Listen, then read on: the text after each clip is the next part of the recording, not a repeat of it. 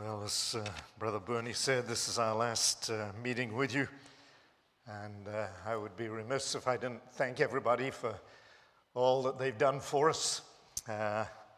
You will be held responsible when I have a heart attack for all the cholesterol that has been built up over the last week because of all the cream puffs and all the other things that you've supplied us with. But we've enjoyed being in your home, enjoyed your meals and your hospitality, and just want to say thank you from the very depths of our being. In America, it is rare to go into somebody's home. Let me just say that. I would, this year has been a little different than most years, but I would be traveling, I guess, maybe 30 plus weeks a year, maybe close to 40, I guess. Sometimes by week, I don't mean the entire week like this, but certainly over the weekends. And I would say out of all of those times that I would travel in any given year, maybe once or twice at the most, I would go into a pastor's home for a meal. And so it is good to just be able to be with you and see where you are, meet some of your children and so on. That's been a real delight. Well, I'm not used to giving my testimony. That sounds strange. Because most of the time they fly me in to preach or teach or whatever I do, but very rarely do I have to give my testimony. And if it is, it's just a sort of a 30-second sort of a testimony of God's goodness and God's greatness in my life and so on, and that's about it, wraps it all up. But so I've had to make a few little notes here. I was born in 1942. That makes me 73 years of age, and I was the middle child. I had an older brother. There's 2.5 years between us. My older brother, Paul, is a missionary in Argentina. Been down there now for well over, well, on and off anyway, for well over 50 years. And then my younger brother, Philip, who passed away when he was about 52 years of age. So there were three of us altogether, born in a Christian home. Obviously, my father in the early days of my life was the pastor. And then in about 1950, maybe 1949, 1950, he felt God leading him to give up the pastorate and to begin to travel. He tells the story how he needed some sort of confirmation. He was raised a Methodist back in the day. The Methodists had, a lot more life, at least most of them, than they do today. He went to a Bible school, Cliff College. I understand, who was it that went there? Oh, there it was. Clarence went there. My father went when it was under the leadership of a very godly old revivalist by the name of Samuel Chadwick. And Samuel Chadwick, from stories that my father has told me, was quite a character. It was an all-boys school, so there were no distractions. None of the girls were around. And on the weekend, they would be sent out to minister around the Yorkshire area of England. And he would bring them into the chapel and give them a little word of exhortation. And then he would begin to pray, and he would pray and then pronounce the benediction, and then he would pause at the end of the benediction, and he would say, "Go, and may the devil go with you." Then he would pause again and say, "If the devil doesn't go with you, you're not worth sending." How's that for a Methodist? In other words, your job is to give the devil a headache. And if the devil doesn't go with you, if the devil doesn't get upset, then you're not doing a very good job. So go, and may the devil go with you. And if he doesn't, you're not worth sending. But anyway, my father went to a Salvation Army meeting. I think it was a prayer meeting, and somebody gave some sort of a word. And the word was, "You will never lack silver." And my father took that as a promise. He was believing God to lead him in an itinerant ministry. Not too many people were doing that back in that day. And my father said, "I wish that word had said, you shall not lack gold." But he said, "You shall not lack silver." And so my father stepped out, began to minister, and of course ended up going to America and had a very wonderful reception over there. And then in about 1951 and 1952, he was ministering for A.W. Tozer in Chicago. They put him in a hotel where he was staying during the course of the meetings. And in the middle of the night, the hotel caught on fire. The alarms went off. My father woke up and realized that, there was smoke everywhere. He could not go down the flight of stairs. I think it was the second or third story. And the only way that he could get out of that building was to jump from the window. And so he opened the window. He had a brother from Lisbon, Tom here, good Irish plumber that my father traveled with that year. He had him, if you've ever studied the life of Charles Finney had a man that prayed called Father Nash. And as Finney would pray, Father Nash would get under the pulpit literally many times, and he would cry out to God that God would energize and anoint Finney as he spoke. And so my father took that. Tom Hare, I guess, was quite a praying man, and so he traveled with my father. They were in the same room, and I think he was overcome with smoke or he was asleep. I've never got the full story, but my father dragged him to the window, sat him on the windowsill and pushed, and then proceeded to jump himself. And on the way down, before he hit the ground, God gave him a word of scripture: "You shall not die but live and declare the glory of God." He broke his back in a few places, his legs, one leg in 2 or 3 places, the other leg in a couple of places, landed on his feet, smashed up his toes and so on. The police came to our door. We were living in Oldham, just outside Manchester at the time. I was about 9 years of age. And my mother was informed that my father would not pull through the night. Gave him less than 24 hours to live. My father tells a story that he was just put on a gurney in the hallway and they covered him with a cloth.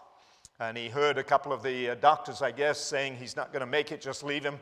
And my father had enough strength, I guess, in one hand just to sort of pull that cloth back and say, "Are you talking about me?" And so they realized maybe there was a little bit of life there. And long story short, but my mother, within 24 hours, was at his bedside. She was a nurse, had nursing training, and was a matron for a while, night matron of a large hospital there in England. And so the 3 boys, we were sent to, my older brother and my younger brother were sent to one family. I was sent to another family. And for many, many weeks, we were without my mother. It was the first time, I think, in my life. My mother always prided herself. She would never have a babysitter. She was always at home when I came home. She said, "God gave me these children. Nobody else is going to raise them." She was the old-fashioned, mother these days. We hand them off to babysitters or to iPads. But you get the point. Okay, and so that was our first separation. My father eventually, of course, was flown back to England. He was in traction for a long time.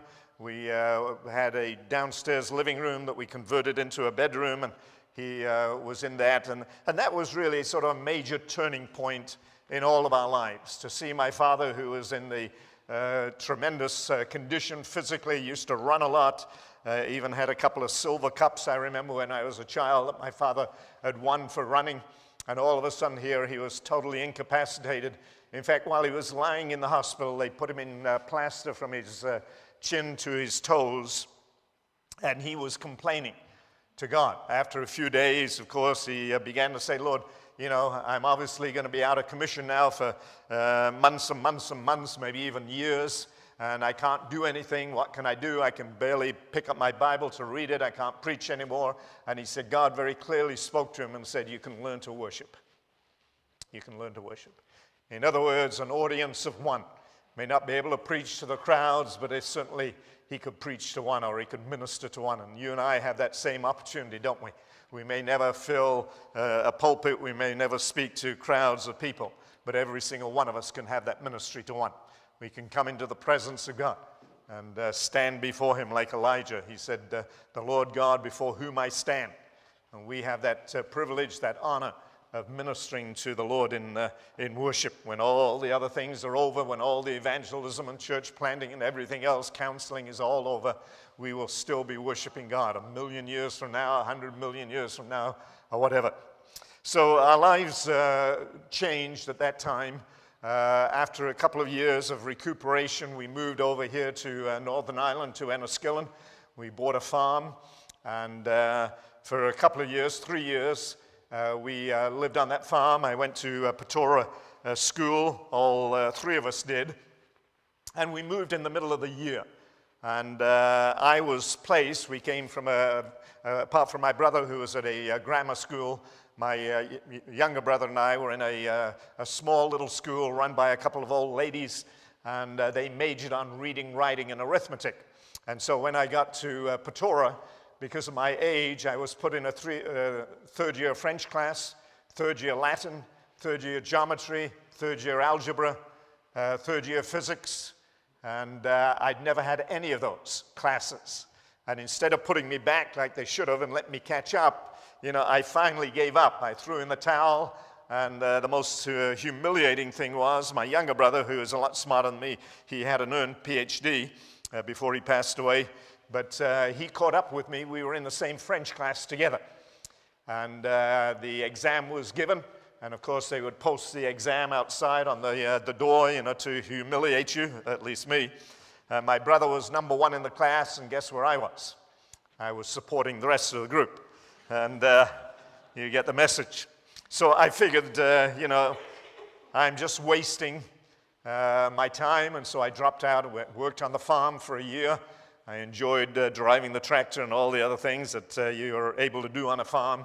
And then eventually my father decided that he was physically ready to go back to work. He'd already begun to do a little bit of traveling, and so we immigrated as a family over to America.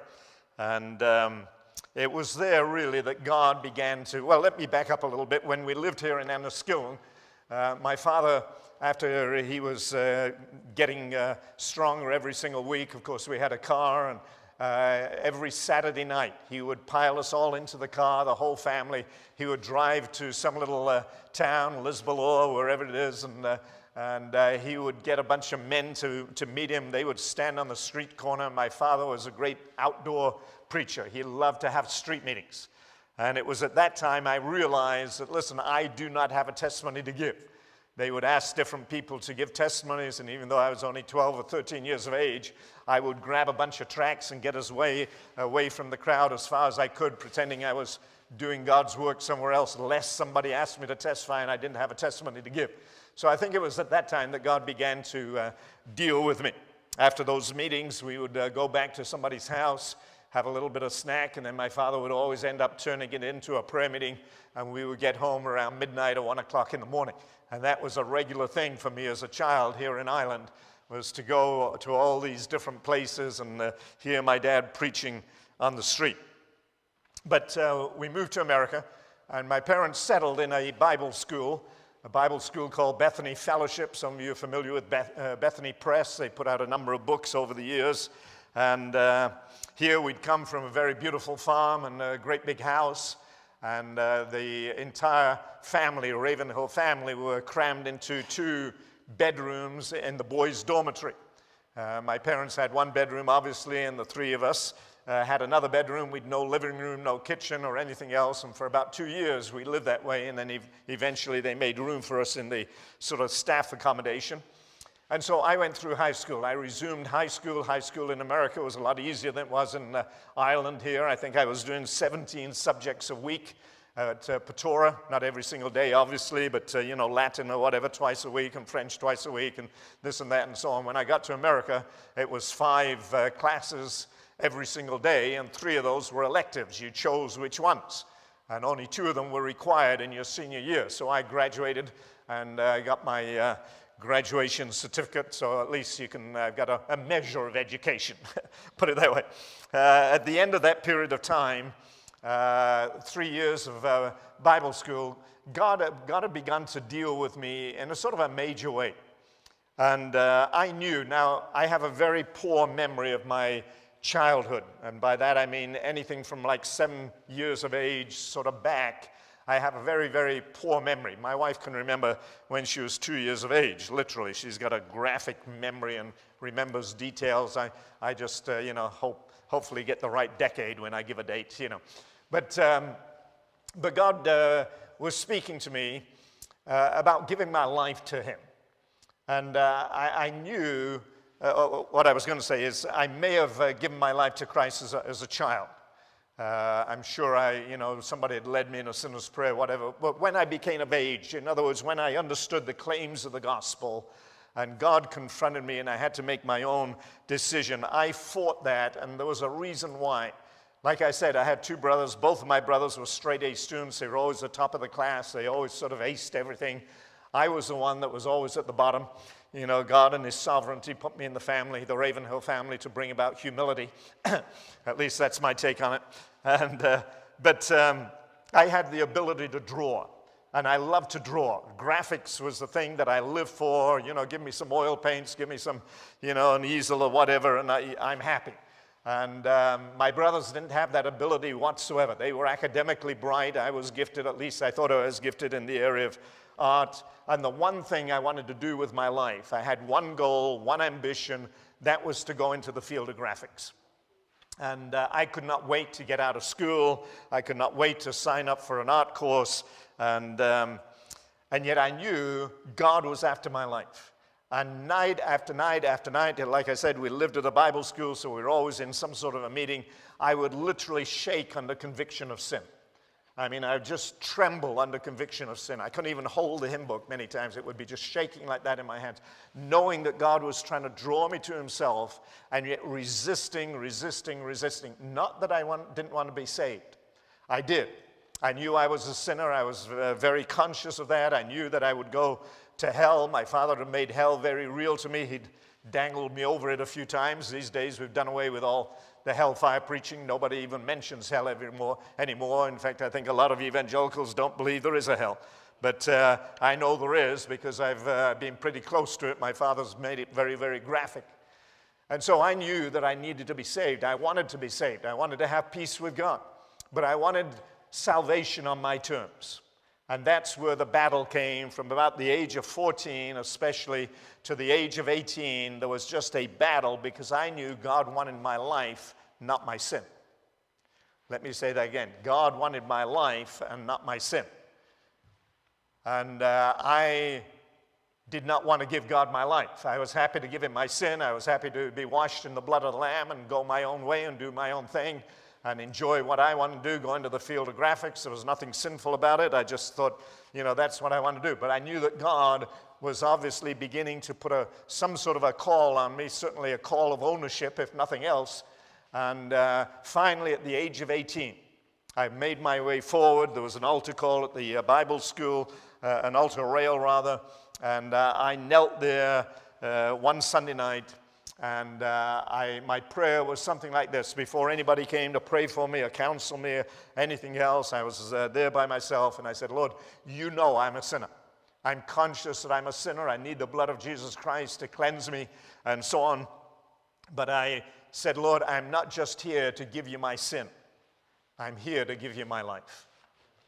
You see, I believe, and I can't prove this, but I believe that in the average church, maybe average evangelical church, 99% of them would claim to be born again. They would say, I've been washed in the blood. In other words, they've given God their sin, but I dare say less than 10% have given God their life. And there's all the difference in the world between giving God your sin and giving God your life, because then there is no longer an ownership. Then you no longer have a right. The Bible says you're not your own. You're bought with a price. You're bought with a price. You're not your own. And so that night, I surrendered everything to God. I said, Lord, take all my dreams, all my goals, all my ambitions, all my plans, whatever you can do with me, here I am, Lord. I give you my life. It was that summer then that I began Bible college. That was something that I had really didn't think that much about, really. We were living at a Bible school. Of course, I knew many of the students. It was a smallish school. One day I went to pick up the mail, and there was a application for the Bible school with my name on it. And so I thought, well, might as well fill it out, and, what am I going to do? And so I filled out the form and obviously ended up going to school, and Nancy and I ended up being in the same class. The first year, you were not allowed to date. You were not allowed to talk to anybody, and so on. The second year, we made up for all of that. And after 3 years of Bible school, we were married, and we've been married 53 years this year. 52 now, but 53 this year, right? Okay, just make sure. See? That's a couple months from now. But I'm just looking here just to make sure I haven't forgotten anything. My father had gone out to a large gathering, out in Denver, Colorado. And David Wilkerson was one of the speakers, and the Cross and Switchblade book had just come out. And my father brought it back, and I remember taking that book. This was our senior year, and my father planned on taking each of the boys around, on an overseas trip of some sort. My brother had gone with my dad to Australia and New Zealand, and then I was scheduled to go with him to Africa. I'd never been to Africa, and he was going to take me. And then he had a change of plans, got sick a little bit, and had to cancel. And so that summer, Nancy and I got married, and I had read The Cross and Switchblade, and my father had an invitation from David Wilkerson to come out and see the work there in New York. Long story short, Nancy and I ended up, after we got married, we had a 2-week honeymoon, and we drove out to New York to work with David Wilkerson back in 1964. We arrived, I think, midweek, Wednesday, if I remember, something like that. And the first weekend, we were asked to drive Nicky Cruz, who was still there at that time. Drive Nicky Cruz. How many of you ever read The Cross and Switchblade? Okay, so you know who Nicky Cruz was. We drove him to a meeting in Pennsylvania. We got back to our little apartment about 1 o'clock in the morning. Somebody had taken the door off the hinges, and most of our wedding presents had been stolen. So that was our introduction to married life and to Teen Challenge. They assigned us to work with David Wilkerson's mother. Her name was, they just simply called her Mum Wilkerson. And they had a coffee shop in the middle of Greenwich Village. Greenwich Village, of course, is where all the sort of the arty people were, all the musicians and so on. It's a quaint little area in New York. And we had a subterranean. You went in off the main street, which is called MacDougall Street, an old sort of cobblestone street, quite narrow. And they had gone down underneath the house and converted the basement really to a coffee shop. It was all painted black and flagstone floor and little tables, and people would come in, and there would be people stationed at different tables, or you could just go up to somebody. And the whole idea was, as they came in for free coffee and donuts, you would try and engage them in conversation, begin to witness to them, and so on. And we had some remarkable stories while we were there. In fact, it was a sort of a quiet night, and these 3 ladies came down. We didn't have too many workers, and so I sat at the table talking to them. Very beautiful. All their hair was done up, and nylons and purses and handbags, the whole thing, and necklaces all decked out. And I spoke to them, I suppose, a good 45 minutes, something like that. They asked all sorts of questions and so on, and then finally they left, and we had a little cubby hole in the back where you could go and have a break if you needed, just to, if it was a busy night. And so I was back then. Mum Wilkerson said to me, she said, "How did you get along with those guys tonight?" I said, "No, I was talking to those girls that just left." And she said, "Yeah, that's what I said. How did you get along with those guys tonight?" And and I realized that, I was a little wet behind the ears when it came to the world and what goes on in the world and so on, a very sheltered life. And it wasn't too long before I began to recognize that not everybody that wears a dress is a girl, and so on. Anyway, we'll leave that where it is. We had a lot of experiences. We had, Nancy and I woke up one night, and we heard a lot of commotion going on outside our bedroom door.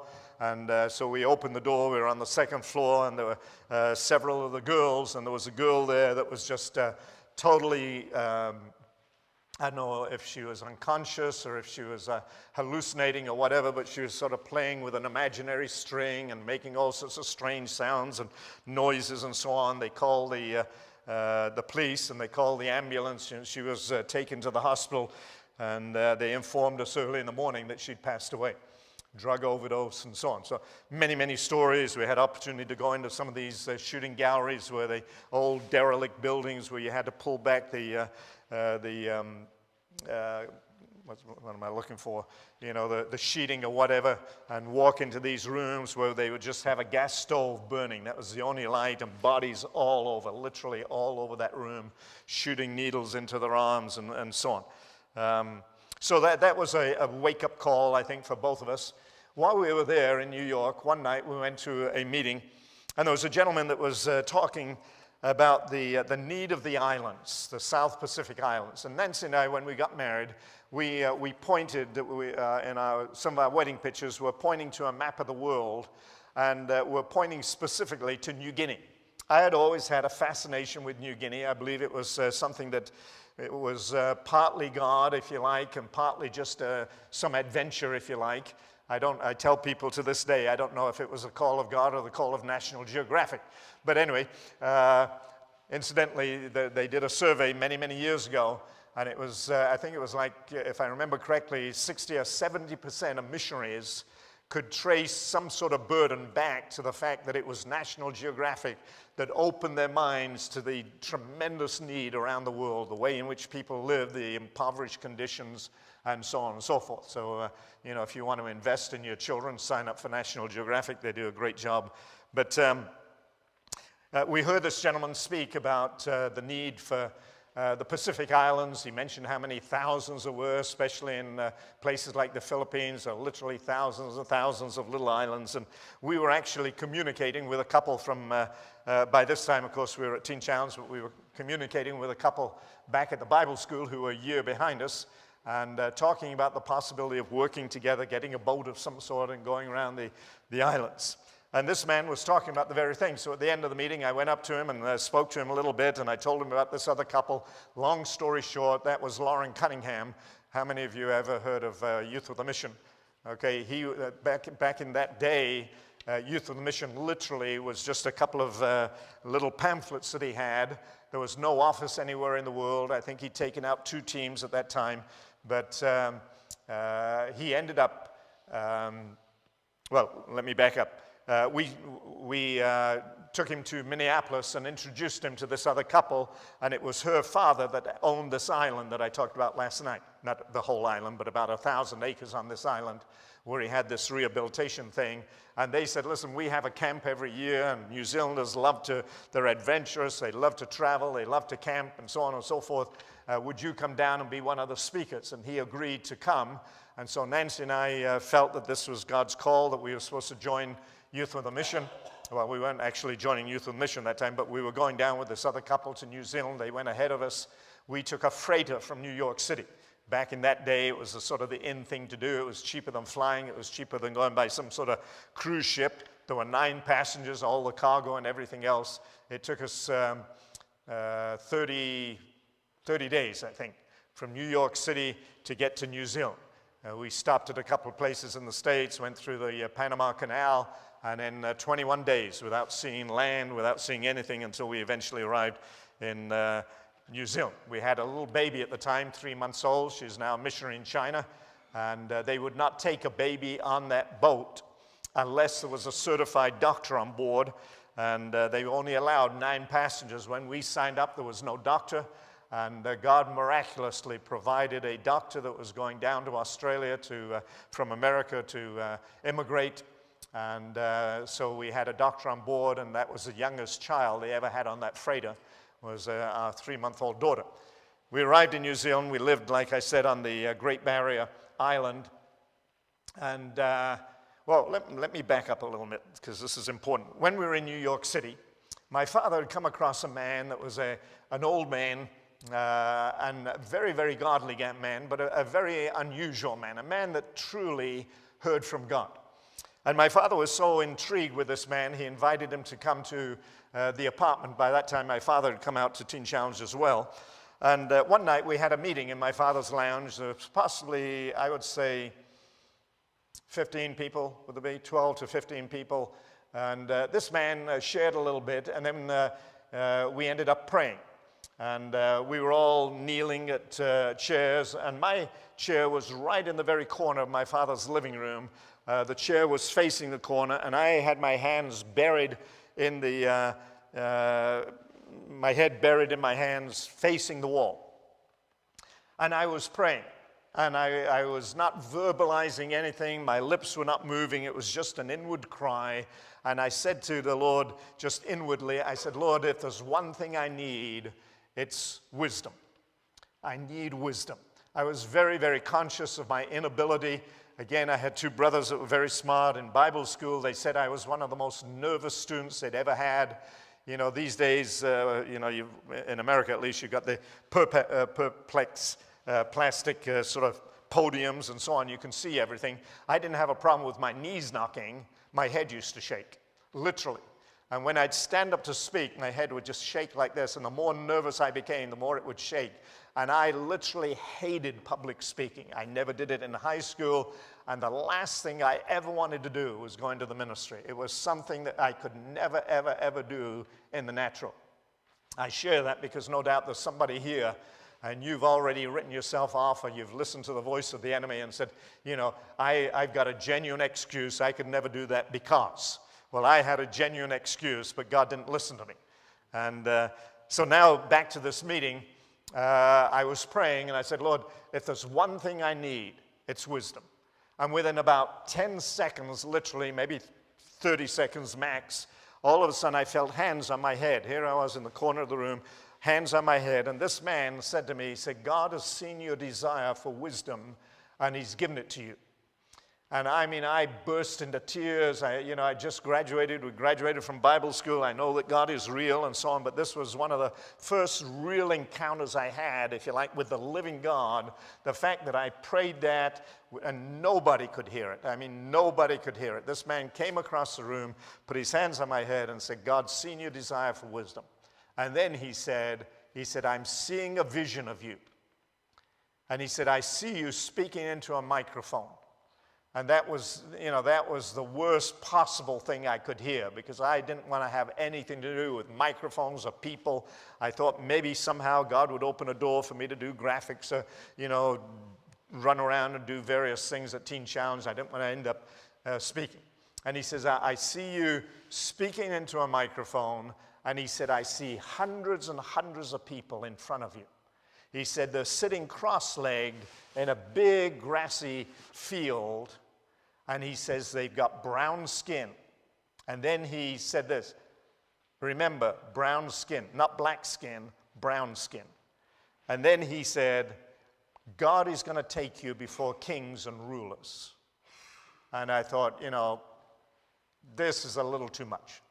Here I was in New York City, never spoken to anybody type thing. How on earth could God take me before kings and rulers? How on earth could God ever, take me before hundreds and hundreds of people and so on and so forth? And I in my mind by that time, I was thinking, well, I came from England. I know there's a queen still over in England. I can't even think where there's a king. And, how on earth could that happen to me? I'm a nobody. I could never do any of that and so on. Fast forward now, we go to New Zealand. We live on this island. And I went out. Nancy, of course, had the responsibility of our little girl. I went out with a team, 5 of us, and we went around the Pacific Islands to Fiji and New Caledonia, New Hebrides, some of those islands, came back, and then we got a greater team together, and a team from America came down, and we went to Fiji initially, and then we flew over to Tonga. And when we got to Tonga, it was the time of the coronation of the king. Queen Saloti had died. They'd had an 18-month grieving period. We were working with the Methodist Church, which is the church on the island. And they had a policy that if you had anything to do with the church of some sort, you were honored, you were sort of a guest. And so various leaders, 2 other leaders, were asked if they would address the people. And they had a big meeting downtown Nuku'alofa, which is the capital. And the 3rd week, I was asked to speak. And instead of holding the meeting downtown where it was normally held, they changed the venue. It was the week of the coronation that week. This was a Sunday. I think the coronation was midweek. I can't remember the exact day, but anyway, it was a few days. And so they changed the venue because all these islanders had come in from the other islands, many of them. And outside the king's palace, and when you're talking about a king's palace, you're just talking about a big old white building like you'd see here on the road somewhere with a little picket fence around it, nothing like Buckingham Palace or anything. But surrounding that King's Palace, there was a great big grassy park area. And when I stood up to speak, the King's Palace was behind me. When I stood up to speak, here in front of me was a microphone, and in front of me again, hundreds and hundreds of people with brown skins. I got through speaking, and the YWAMers were all excited. They were, I could tell they thought, wow, and I thought, wow, I wasn't conscious I did much of a job at all. I was more nervous than anything else. But they were all excited. They said to me, guess what? I said, what? They said, the king stood on the balcony and listened to you the whole time you were speaking. And all of a sudden, that prophetic word from all those, would be, but that time be what, 2 years prior, 3 years prior, I guess, came back to me in absolute detail. And that was one of the major, sort of encouragements in my own life, that God, is able to do exceeding abundant above everything that you can ask or think. I would never, ever, ever dream that such a thing was possible. But God was making himself real to me. We serve a living Savior, as the Bible says. God is real. He can do anything. He can visit you with a dream and so on. And so we then, after a period of time in New Zealand, decided to go back to America. They wanted us to take over the Youth with a Mission work. We didn't feel that that was our calling. We were still quite young at the time. And so we went back to America. I ended up working in the Youth with a Mission base. And I ran a printing press. I'd had a little bit of experience in Bible school running a printing press. They put out a little sort of a magazine, monthly newsletter. And so that was my responsibility. And I got to do a little bit of artwork there, different things. But eventually, the work in New Guinea, the work in the South Pacific moved over to Australia, and then from Australia up to New Guinea. And when I heard that there was a YWAM base in New Guinea, I thought, this has got to be gone.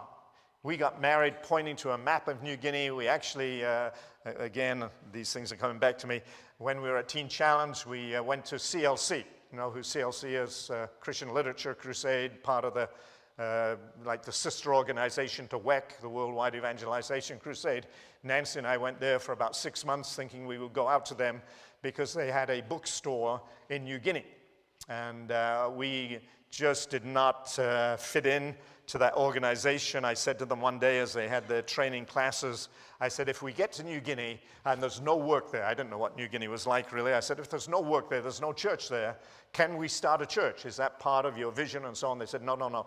We are only called to literature. You can't start a church. We're not called to start churches. And I thought, if I get there and there's a need, you mean I can't start a church? And they said, no, we're only called to literature. And so we resigned and went back to Teen Challenge. Anyway, now we're back in the States. New Guinea opened up. And so once again, by this time, we had 2 daughters. And we sold everything we had. We made our way to New Guinea and worked there for a little over 2 years. The leader of the work, after a year, left Nancy and I in charge. We had a team of maybe 15 or 18 young people, one married couple, I think. We had a number of nationals working with us. We had a great big old house because we sold our house that we bought, and we lived down in the basement of this house, and the team functioned upstairs. It was a sort of a community thing. At that time, we had a church, and that was really my first experience as far as really pastoring a flock, if you like, learning to preach, the responsibility of that team.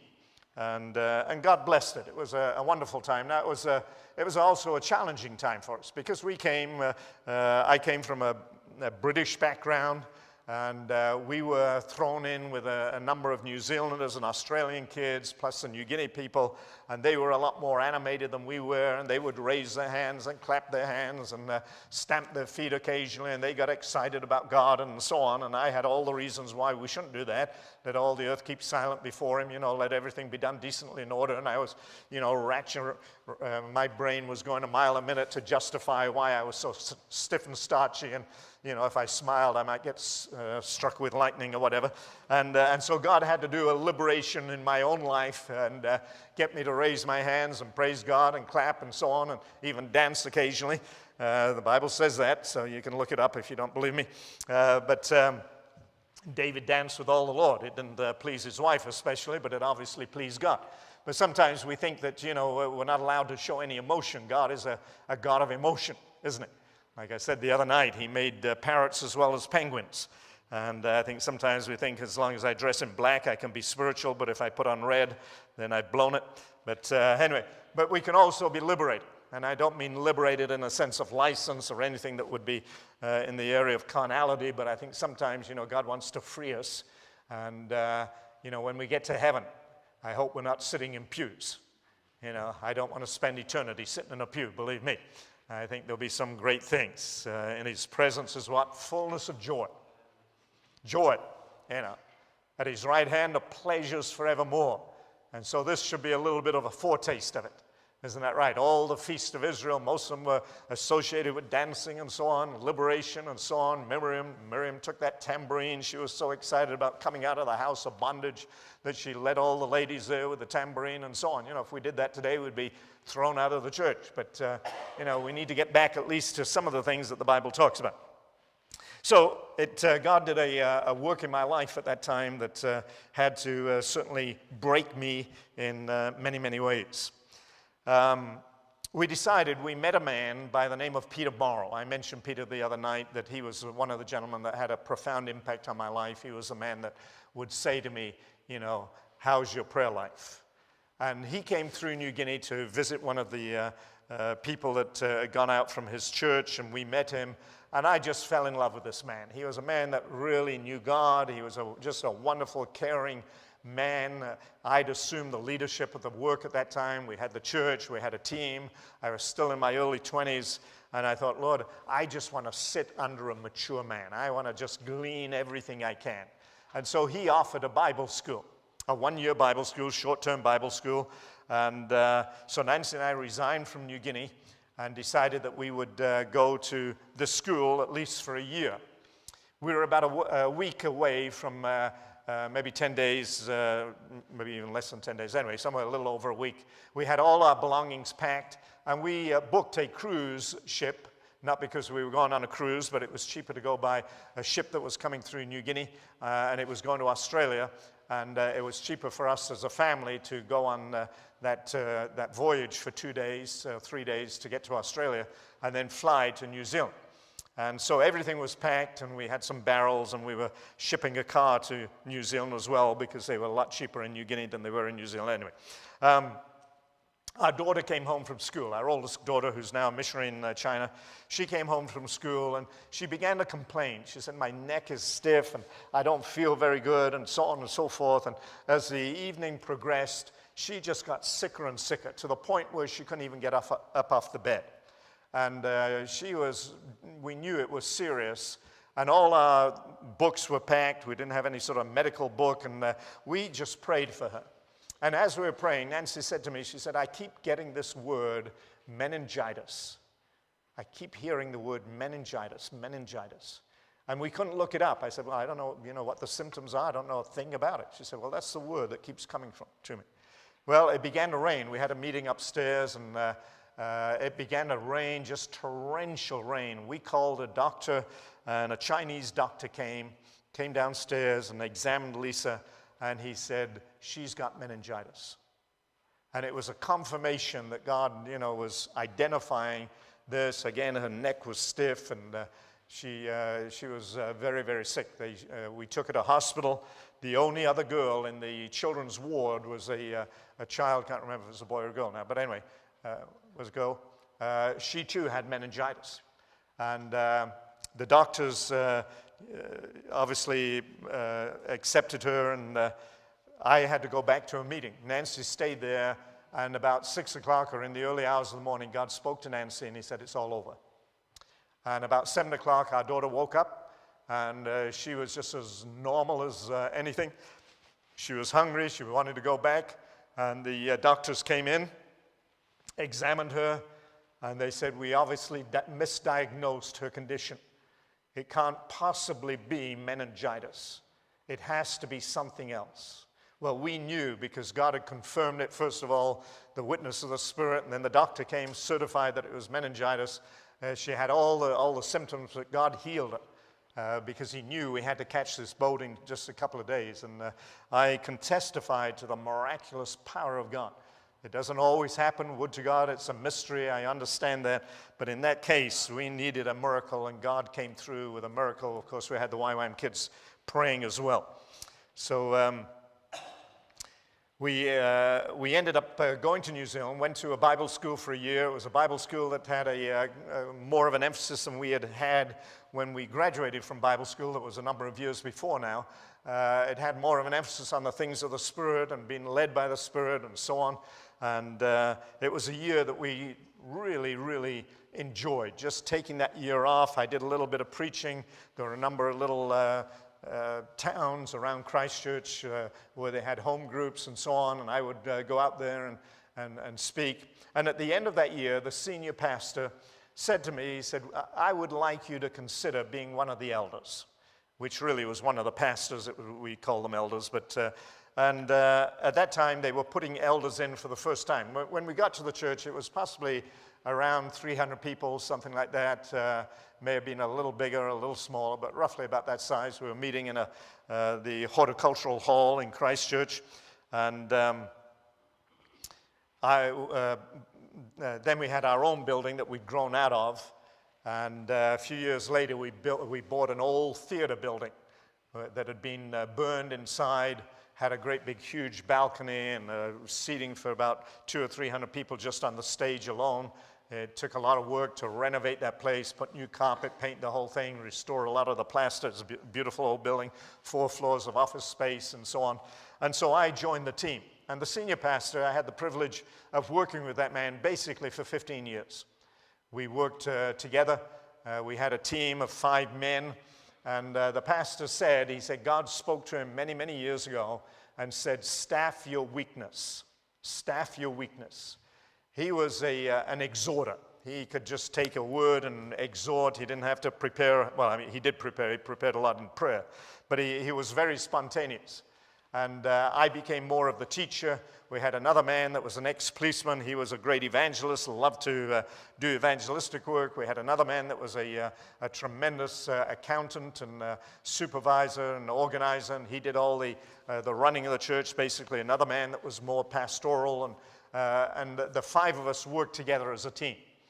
On a Sunday morning, for possibly 13 years, there was another man that left after a while, started a work of his own, an Indian brother, and I took his place, basically. But on a Sunday morning, we would have a tag team. It was that sort of meeting. I can't explain it. It would take too long, but the pastor would share, and then if something rose up in me that I felt I could add to it, then he would say, David, have you got anything to add to that? And I would get up and preach for 10 minutes, and he may get up again and share another little word, and we did that for 13 years. I don't think there was hardly ever a Sunday morning where I wasn't sharing just a 5-minute word or a 10-minute word, and he would take the bulk of it. We had communion every Sunday. We'd have a good 45 minutes of worship, and that place, people would just, I mean, it was almost like heaven was, singing there. They're amazing, amazing, amazing meetings. And I'm indebted. Those were the years of preparation, and I've told people over the years, I said, listen, be a co-pilot as long as you can. I consider myself a co-pilot, even though we had a certain amount of equality. All the decisions were made between the 5 of us. Many times, we would just pray and let God give us a direction. The senior pastor would often submit to the rest of us. Most of the time, obviously, we would submit to what he felt. But, I considered my ministry. Somebody said, how do you get along with Peter Morrow? He's so spontaneous and so on and so forth. I said, I'm like a wife to a husband. I said, that's the role. I said, I have every right to voice my opinion. He listens to me, but if it comes down to the final decision, he has to make it. We would call it a chief amongst equals. He was the chief, but we were all equal at the same time. And all the decisions were made, but it was a tremendous thing. And God graciously, over the years, apart from the last 17 years that I've been traveling, I've always been a part of a team. And there's such tremendous benefit in a team ministry. I have just enjoyed it immensely. Jesus sent them out 2 by 2 for a reason. The Trinity is a team. God the Father, Son, and Holy Spirit. And I think that's the role model. They appointed elders in every church. And it was always that plurality of leaders that God had. And so for 15 years, we saw that church grow. It got to about 2,000 people at one stage. And then the senior pastor, about 5-6 years prior to us leaving, the senior pastor went away on vacation, came back. He said, God's given me a word. He said, on a Sunday night, he said, it's silly. I don't know if you use the word silly, but he said it's to have all the elders sitting there on the front row, not doing anything every night. He said, I think we need to break the big church down into smaller areas on a Sunday night. meet together during the week, meet together Sunday morning, but we would rent little halls in different places, school halls, pay maybe $30 or $40 for the evening, and the people that lived in that particular area of town, we would encourage to come. They weren't forced to come, obviously. They could go anywhere they wanted, but the idea was to really effectively minister to that particular area. And so Nancy and I went to 2 or 3 of those over the years. And then the senior pastor decided that we, as those churches began to flourish, those evening meetings, some of them were bigger than others, he said 3 of them, and we had 6, I think, altogether. He said, I believe 3 of them now are ready to go on their own. We want to separate them, have them as separate churches. They'll be in a relationship, but they'll have Sunday morning services and so on. And I was approached about taking over the church that Nancy and I were pastoring, which was one of the larger ones. I suppose we had 150 people at the time, something like that. And I really felt God tugging us to come back to America. I can't explain it. Nancy and I talked about it. It was a major, major move. We'd been 15 years. We were well grounded there. We had people that we loved. And yet, you know, when God asks you to do something, you need to do it. And so our daughter was already in college at the time. Another one had graduated. Our youngest girl was 12. And we sold everything, and we uprooted, and we moved back to America. I came back without one single invitation. We lived in Dallas, Texas, and I was determined not to try and open doors. I didn't call my father, and who lived about 80 miles away at the time. I didn't say, Dad, you know of anybody that would like to have me speak? You know, I don't know what I'm going to do, and so on and so forth. I just knew that God had brought us back.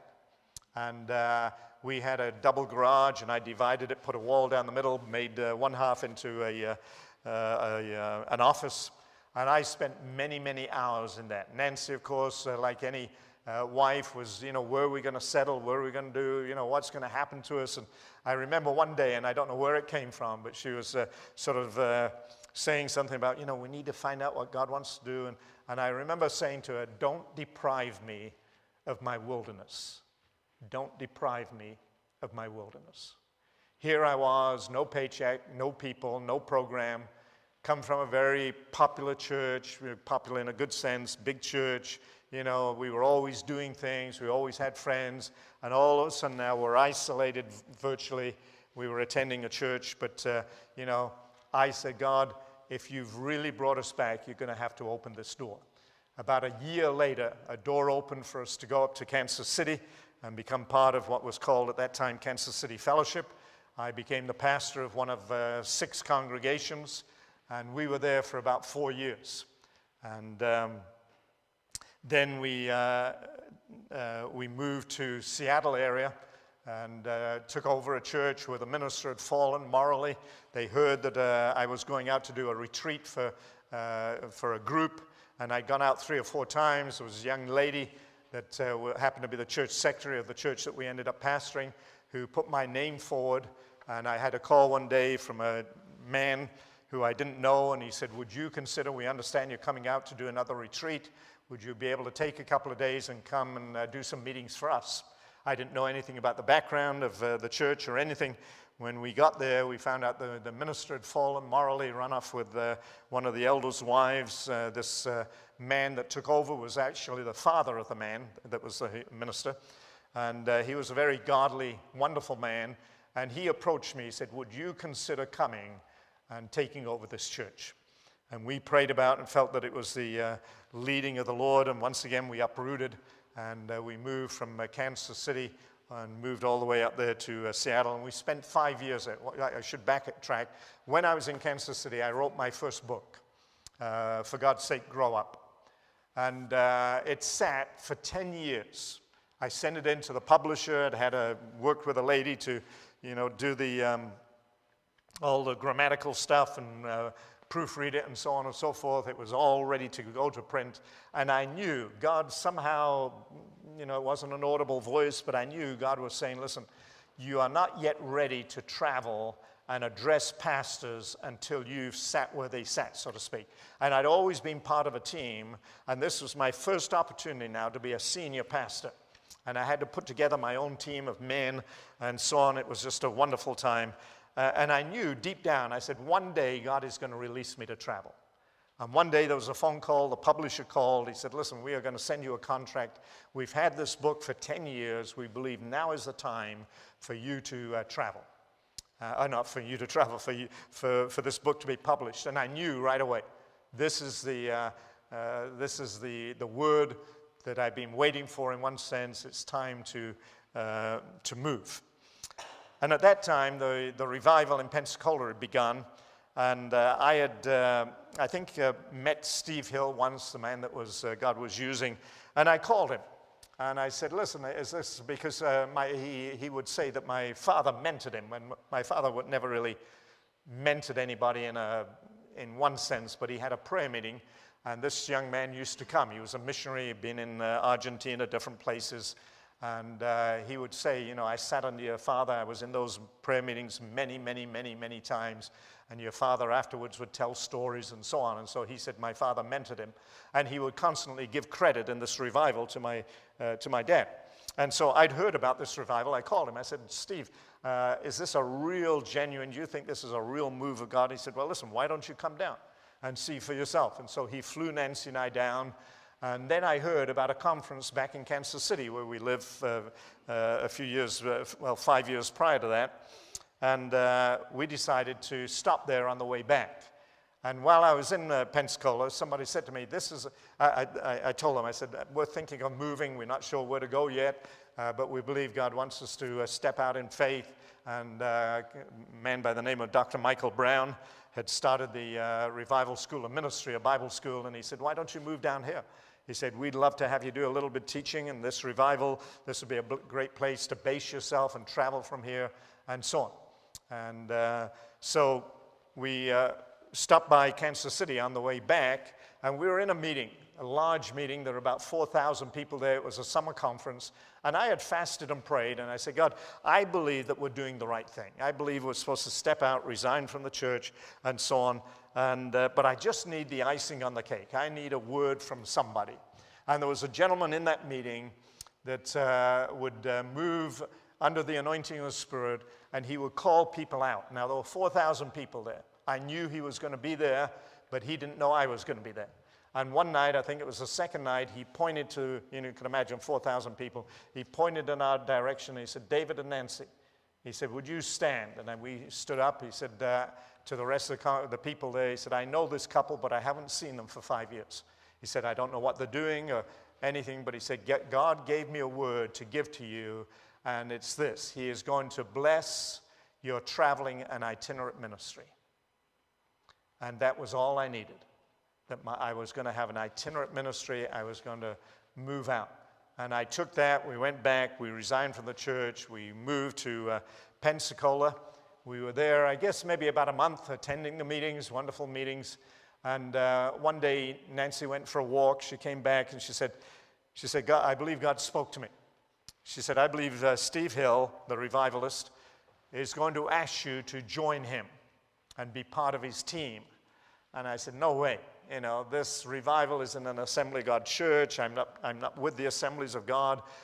They've been operating now. The revival has been going on for a couple of years. I said, there's no way that's going to happen. About 3 days later, the phone rang. Steve Hill was on the other end of the line. He said, David, he said, listen, we have what we call the Awake America Crusade. We get invitations from all over the nation, from different churches, to come and to have a sort of a mini revival.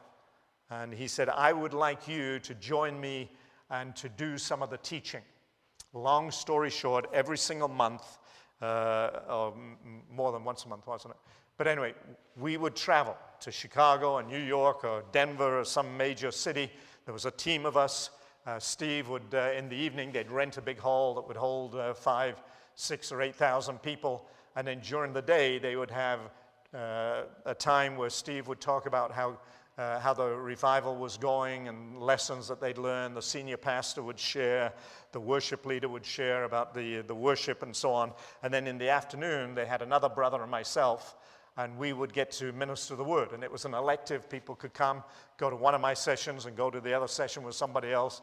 And I was speaking, depending on the city and so on, to 100 to 200, sometimes even more ministers in the afternoon. Out of that came, people would come up after the meeting and say, do you happen to travel? Would you be able to come to my church? And so on and so forth.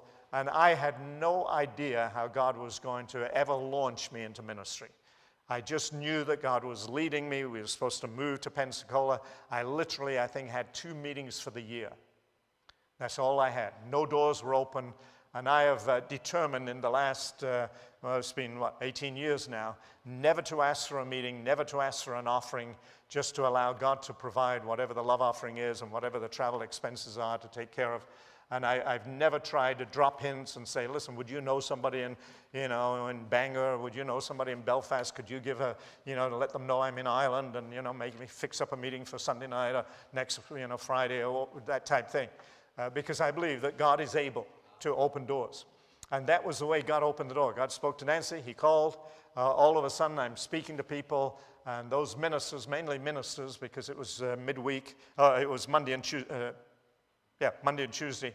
And then they'd have the revival Wednesday night through Saturday. And then the senior pastor would speak on Sunday. But I can look back now. And of course, a couple of my books came out after that. And God has just kept me busy. I think this is the slowest year I've ever had in the last 17 years. It's been absolutely amazing, taking me literally all over the world. I think this year I'll be in 8 different nations. Already been to Nicaragua and Mexico and Poland and Wales. Here I am in Ireland. I go to Holland next month, then Singapore in August, Croatia in October. Never had more overseas meetings than I've had this year. All because if the phone rings or I get an email, I go. If it doesn't ring, I don't go. And God has been faithful. That's the one thing I can say. And I would say to those of you who are, looking into the ministry, God is able. He's faithful. As somebody said, God pays his bills. And God has certainly paid our bills and looked after us. And I can honestly say, great is thy faithfulness. Now, I got going, and I'm sure there's 1,000 things here that I totally missed out, but our time has gone to. People used to ask me over the years, what's the difference between your ministry and your father's ministry? And I used to say about 45 minutes. And now I can no longer say that. If you've ever heard my dad, he could preach for a solid hour and a half and just keep going. And I used to start off with 5 minutes, and that was about it. But those days have changed. But God is faithful. He is. I haven't had any, when God called me to minister, it was just a gradual thing. One thing led to another. We stepped out, as it were, and then God would open doors. We'd step out again. God would open doors. I think we've had something like 23 houses in 50 years. Houses that we've actually bought and lived in. That's how many times we've moved, so you can imagine. And yet we've spent long periods of time in places, 15 years in New Zealand, even though we bought a number of houses to move around town to be more accessible and so on. But we just moved a year ago, and I've always said, every house I live in is a tent. I have a message, I may have given it here, the altar, the tent, and the well, Abraham. He was always picking up his tent and moving. And my attitude has always been, Lord, even though this house, I enjoy it, we fixed it up the way we like it and so on, to me it's a tent. If you ask us to go, we'll go. My wife feels we have one more move. I keep saying I think it's this one. She thinks it's one this way. And so we'll see what happens. But, I don't ever want to be outside the will of God. I don't care how much it costs us. I don't care how much we've got to move. Only one life, as the little song says, will soon be past. Only what's done for Christ will last. And when I'm dying, how glad I will be that the lamp of my life was burned out for thee. God bless you.